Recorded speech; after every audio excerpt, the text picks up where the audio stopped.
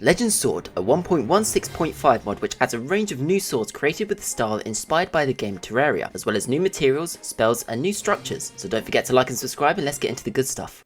So one of the first items you'd want to get is the glowing flesh, which has a rare chance to drop from any type of zombie. You can then smell the glowing flesh to give yourself glow dust, which gives you a chance to create some basic swords in the mod. However, when crafted with an iron ingot and emerald, it will give you a big glowed ingot. This then opens an opportunity to craft more advanced and powerful weapons. Another item you may come across when killing certain mobs is shabby paper. For now, this doesn't have much of a use than to get bone meal from it, but underneath it states coming soon, so there may be more of a use for it in future updates. A small stick is key to creating some weapons in this mod, and easily created when a stick is placed into a crafting table, or you're crafting, doesn't matter which. Another key item you'd want to get is the chaotic diamond, which has a rare chance to drop when you mine a diamond or block, and these weapons are a little more powerful than the weapons crafted with the big glowed ingots. However, using 2 glowed dust and 2 glowed ingots, with a chaotic diamond, you could craft yourself a glowed diamond, which can be used to create 2 powerful weapons. Another material you can get is aksed, which has a rare chance of dropping when you mine obsidian. This can be used with other materials to create powerful swords. An enderman has been given an item which can be dropped from them called the death enderman heart. You can cook this to give yourself a cooked ender heart which you can eat. A more rarer drop from the enderman is the enderman heart, which can be used with a couple of other materials to create the galaxia. When you get to the end, you can gain a material called ender void stone, which is a rare drop when you mine endstone. And again, this is used with other materials to create more weapons. You can also collect a glitched ender void stone, which can be used to create a range of different items from a crossbow to an enchanted golden apple. Another material in which you can craft is a glowed orb, and for this you would need 1 magma cream and 4 big glowed ingots. This can then be crafted into 2 new items which we will go on to later in the video. One of the most hard to get materials comes from killing the wither. This is the prism. With this you could create the awakened prismatic sword. Another item which you may find whilst travelling is the treasure bag. This colourful item has a chance to give you something very useful or not very useful at all. Make sure you're feeling lucky, otherwise you may just end up with dirt. 2 newer items that have been added into this mod is the fire ember and the crystal. These items can only be found in chests that are located in geodes. These items are essential to creating tactic weapons, but we'll go into that later. Now this mod adds a couple of new blocks called legend tables. To craft a legend table you would need 2 chaotic diamonds, 1 glowed orb and 1 big glowed ingot. When you interact with the legend table, it brings up a screen where you can insert 2 items to create a new item. I'm going to tell you 3 recipes that you need to note down due to their importance in creating more powerful and endgame weapons. You could create an emitted diamond with 1 diamond and 1 gold block. You can create a legend ingot with 1 big glowed ingot and 1 gold block. And finally you can create a legend orb with 1 glowed orb and 1 gold block. The second legend table you could craft is the true legend table. This is crafted with the legend table, 1 legend orb, 1 legend ingot and 2 glowed diamonds. This block creates the most powerful weapons in this mod, which we'll go on to later in the video. This mod adds new enchantment books to Minecraft, each with their own unique perk. These enchantments are known as spells. An important thing to note is that you can only put certain spells onto the corresponding weapon. For example, you can put the fire damage onto weapons marked as fire weapon, otherwise the enchantment won't work and it will actually use up the enchantment book. So to start off with, we have poison damage. This rare spell poisons the enemy when you hit it. Next we have ice damage. This rare spell slows the enemy for a couple seconds when you hit it. Next is fire damage. You could probably guess what this does, but this rare spell sets enemies on fire. Next is desert damage. This rare spell showers the enemy with sand particles, dealing extra damage. Next is wither damage. This very rare spell withers the enemy for a couple seconds when you hit it. Next is void damage. This very rare spell spawns small particles and damages the enemy with emptiness. Next is light damage. This very rare spell electrifies the enemy and they will glow for a couple of seconds.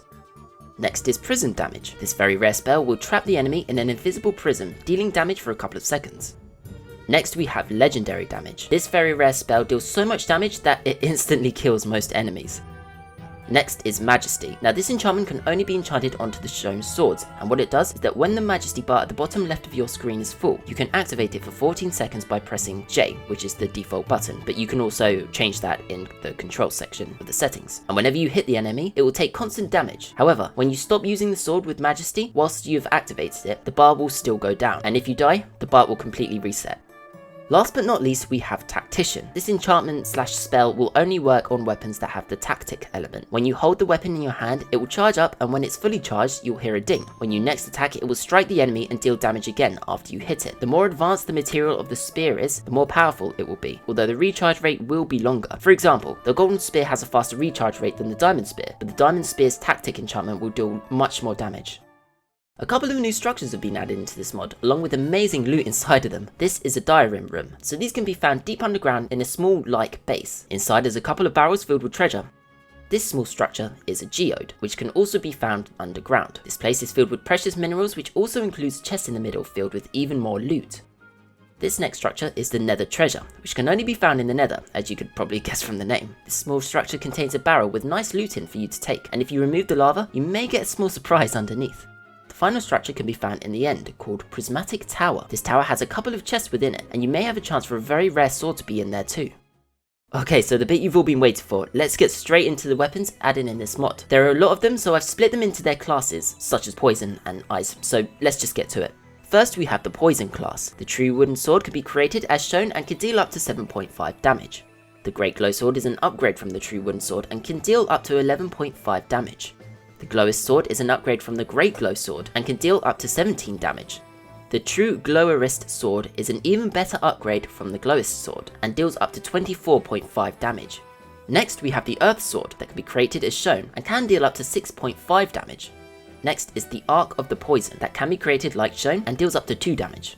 Finally, this is the Arc of the Poisonous that is a bit more powerful than the Arc of the Poison, dealing up to 5.5 damage. Next up is the Ice class.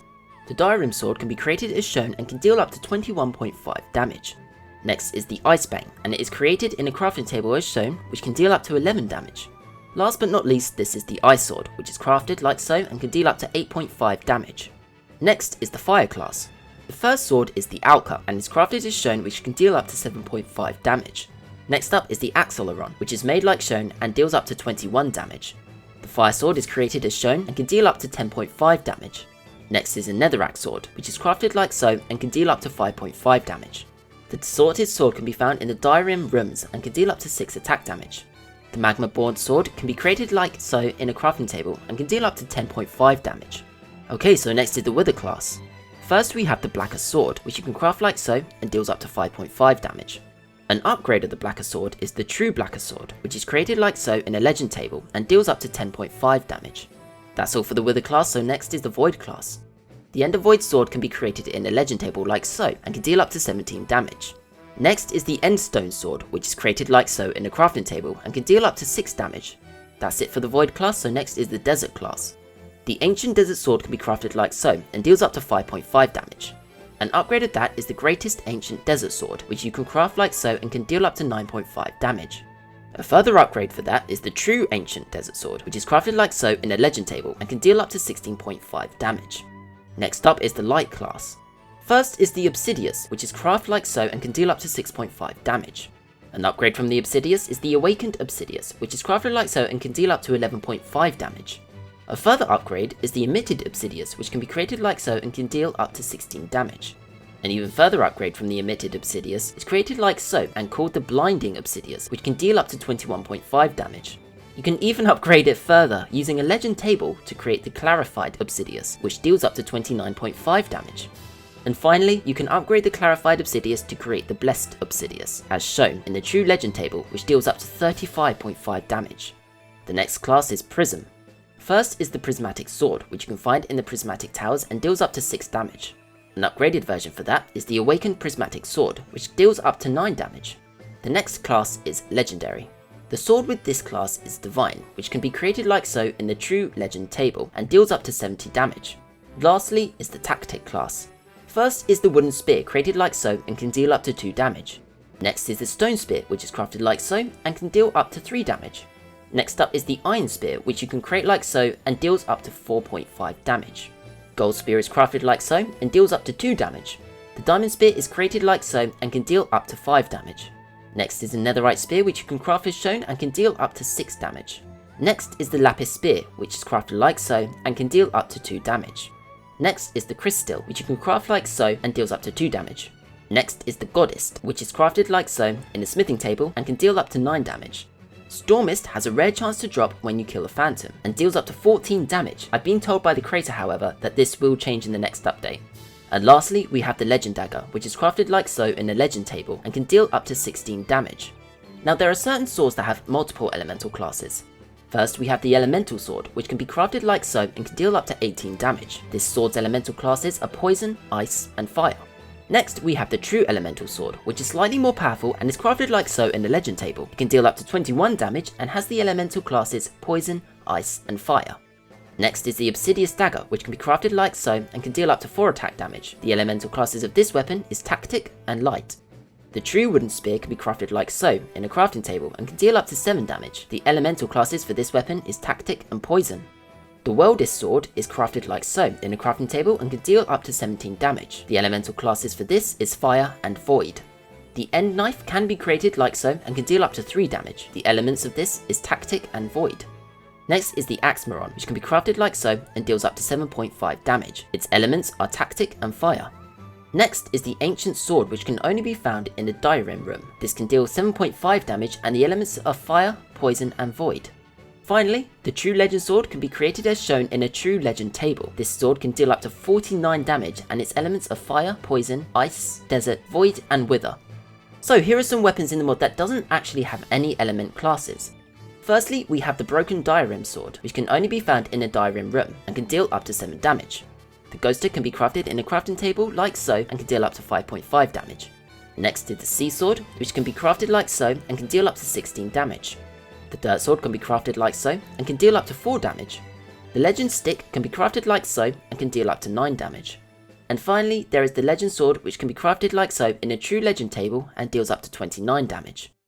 That's it from me today. Thank you all for watching. I hope you enjoyed. Thank you to the creator who gave me the opportunity to review this mod in its entirety, and I hope this showcase makes you want to go and download this mod, because honestly it's very underrated. Don't forget, if you want to suggest a mod for me to showcase, please leave it in the comments down below or join my Discord server and suggest one to me there, and I'll catch you all in the next video.